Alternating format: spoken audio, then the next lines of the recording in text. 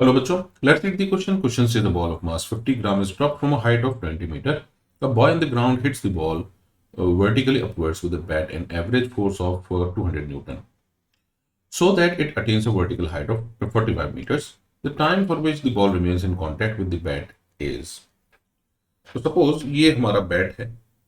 Let's say this is our bat. और ये हो गया हमारे बैट का हैंडल.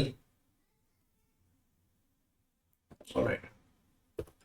अब ये बॉल आती है 40 मीटर की हाइट से, सॉरी 20 मीटर की हाइट से. तो 20 मीटर की हाइट से बॉल आती है, बॉल को हिट किया जाता है, then ball goes back upwards to a greater height of 45 metre.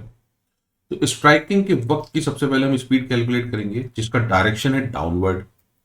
तो नीचे का डायरेक्शन v1 हो गया and we are going to consider it as negative value direction में, लेकिन मैग्नीट्यूड अगर हम कैलकुलेट करेंगे तो ये होगा v1 is equal to root under 2gh,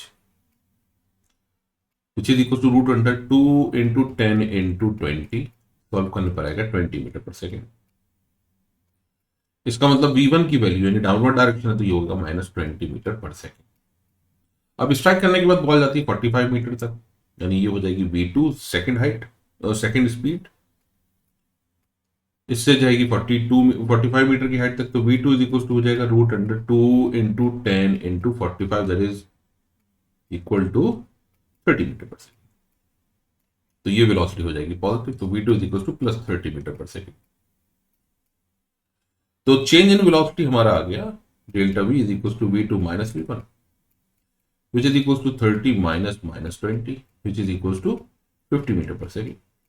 this is the change in velocity. Object पर फोर्स लग रहा है 200 न्यूटन का. तो 200 न्यूटन का फोर्स मतलब फोर्स इज इक्वल टू होता है mass into acceleration that is change in velocity upon time. तो टाइम की वैल्यू हो जाएगी t is equal to mass into change in velocity upon force. Mass की वैल्यू दे रखी 50 ग्राम, तो 50 into 10⁻³ multiplied by change in velocity is 50 divided by force की value है 200 न्यूटन. तो यहां ये दोनों जीरो कैंसिल, ये बचेगा हमारे पास 25 डिवाइडेड बाई 2000, यानी ये हो जाएगा 1/80. तो टाइम हो जाएगा 1/80th of the second which is option 3. I hope you understood the solution. Thank you.